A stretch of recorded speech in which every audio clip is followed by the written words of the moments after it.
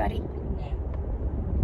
Gemma from ASD Rocks, and as I know, he likes me to say, this is Beau from ASD Rocks. We've been doing, well, I've been doing a huge amount of stuff with our ASD rock stars about school. So many people, parents, you know, want more information, need more information, don't know that there's things like, didn't know there were visiting teachers. So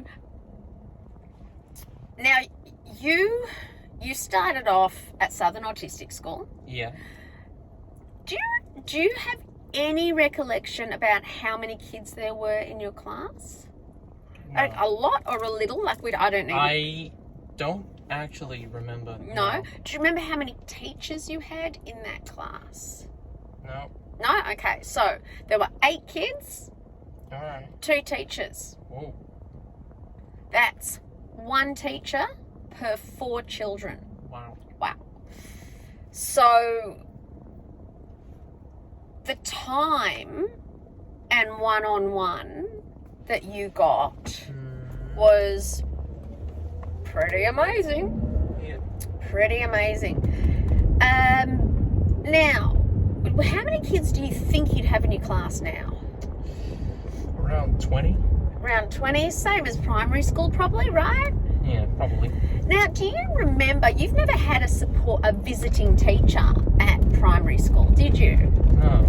But we did have other things. Yeah. What did we have? What were the other things that we had?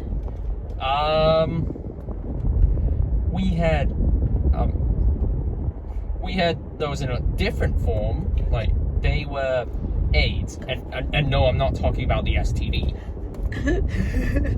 The difference is the E on the end. AIDS. Yeah. And usually because the other form is actually an acronym, which is about an immunity deficiency. So I knew what the that's so it's always in capitals. Yeah. No, you didn't and don't. And most people don't get AIDS anymore. It's HIV now because we have incredible medications. I digress. Yes, you had AIDS. You had funding for the government for there to be someone, and we had something else. Someone else would come and visit you. Someone special that we enjoyed. Oh, is this now? No, primary school. Oh, there was more than one, you know. I know. So it's hard for me. Okay, what's the first one that comes to mind? Miss Hewitt. She was one of your aides? Yeah, no, I'm talking, yes, Miss Hewitt. Oh, gosh, I cried when we left that school. And Miss Hewitt, she was amazing. You know, in primary school, when they were preparing the little kids for camps, the first thing they did was a school sleepover, and she slept next to you all night.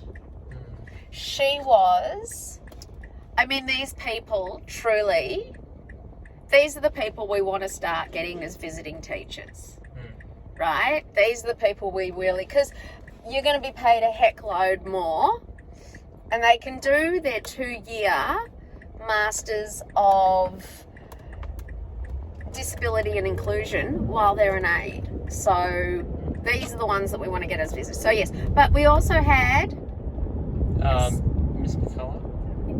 Okay, a speech therapist. Oh, Elizabeth, we did. So we had aides, lots of aides. We had, oh my goodness, possibly the most amazing disability or inclusions, whatever word we're talking, support, Miss Agner. Remember? And then her daughter as well, she became an aide, but Miss Agner was amazing in regards to, like, I'll actually put up a video about that I made years and years ago. Now, when you moved across to high school,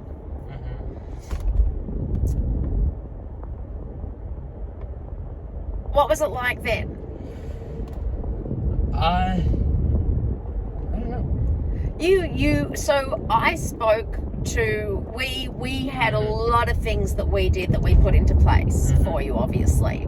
We had the amazing Mr. Noble, who, you know, we got a private tour instead of doing the public, you know, orientation. You did the public orientation too, but we did a private tour first. He showed us around the school. I thought it was a different person, like giving us a private tour.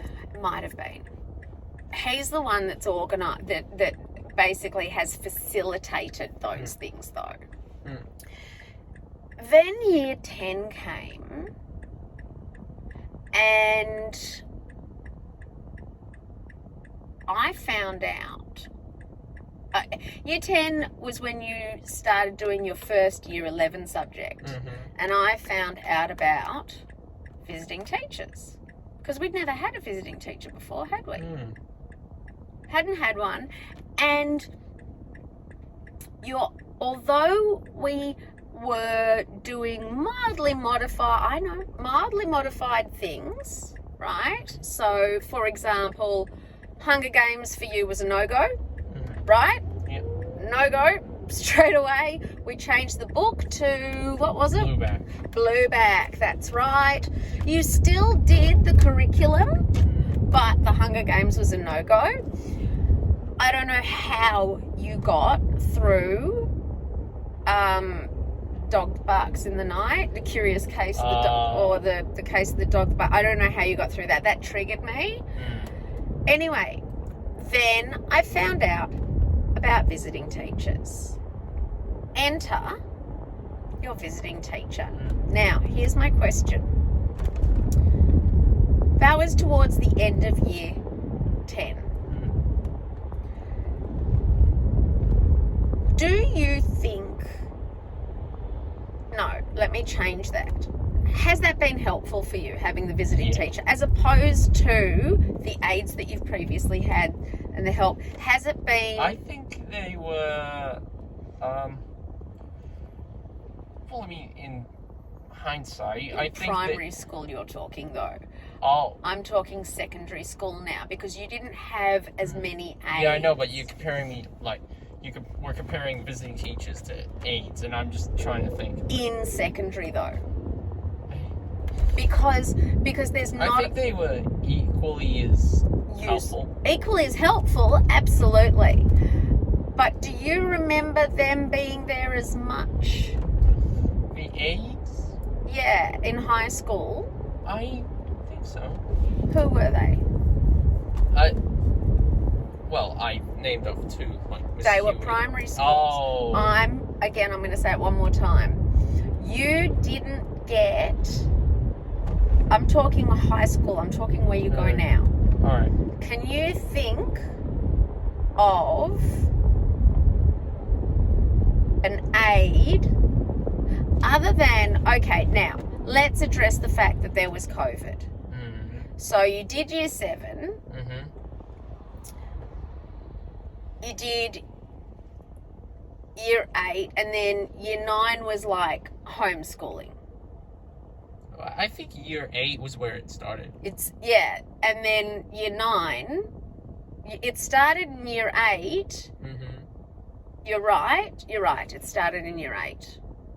So it was homeschooling then. So we did year 7.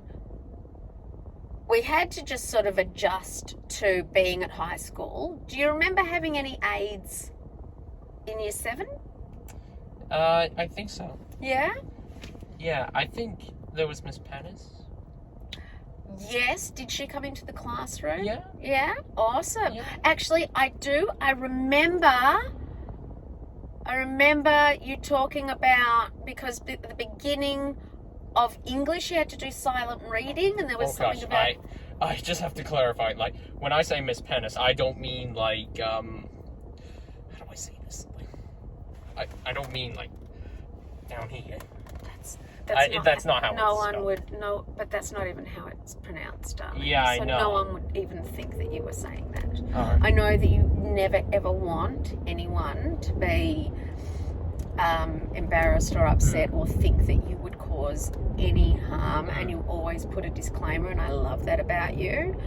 But it's too different to that word. Alright. For anyone to think of that. So yeah, so I remember something about, you remember you used to have to do 10 minutes of silent reading before English? Yeah, I think it was 5 minutes, actually. And I remember talking to her about that because it was year 7, we were coordinating, blah, blah, blah. Then we had our homeschooling, year and a half, really. Yeah. And then year 10, boom. That's when I found out about visiting teachers.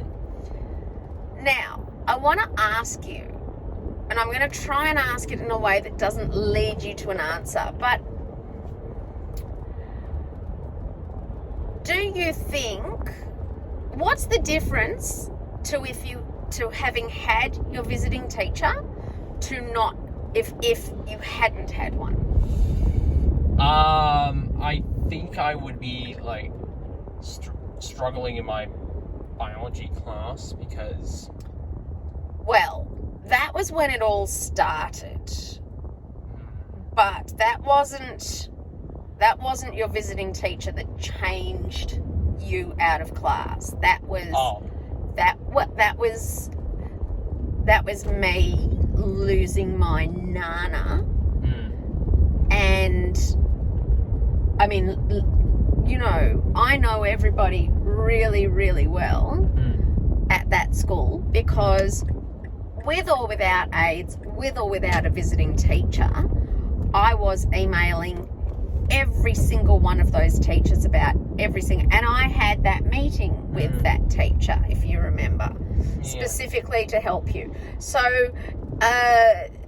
that is, though, the exact time that we got your visiting teacher in because school wasn't moving fast enough. I needed help. And that was when we got it. So, ignore biology. That's when it started. How do you think you would have done now in year 11? I know we're almost there. I'm going to wrap up. I just want to really... Do you think you could have made it? Do you think you could have made it without your visiting teacher?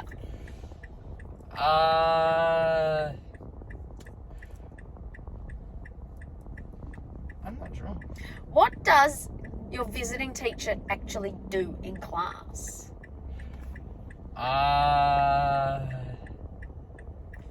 You're not really sure, right? Well, I That's know okay. that they help. Who? Like, Steve.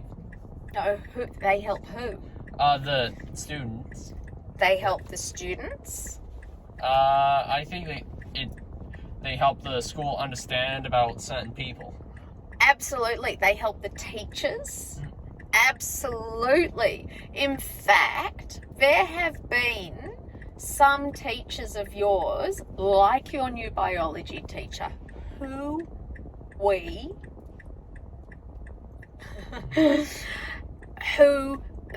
they've absorbed and sucked all the information in. They're so excited to be taught and learning one-on-one about you, about autism, how to teach. They're super friendly. They're super friendly. They're so thankful for the help in the classroom. I'm going to stop this now because I promised you I would stop.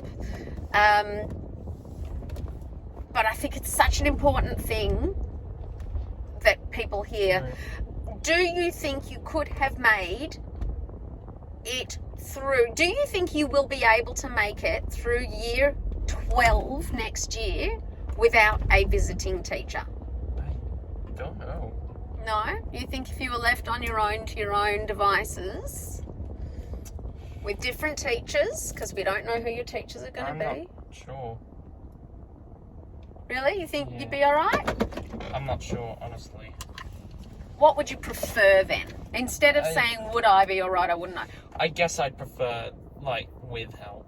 Yeah. Yeah, because... I guess that there might be, like, things that I can't handle on my own. Even with the dictaphone in class, even with having every class recorded, there are still things that you are missing out on, or like ways to modify teaching to help you learn in a different way. Very interesting. Thank you. I'm telling you, these people will be thanking you. You don't know how many messages I get saying how thankful they are for your voice. Your voice, not mine. They hear mine all the time. How important it is to hear what it's like for you.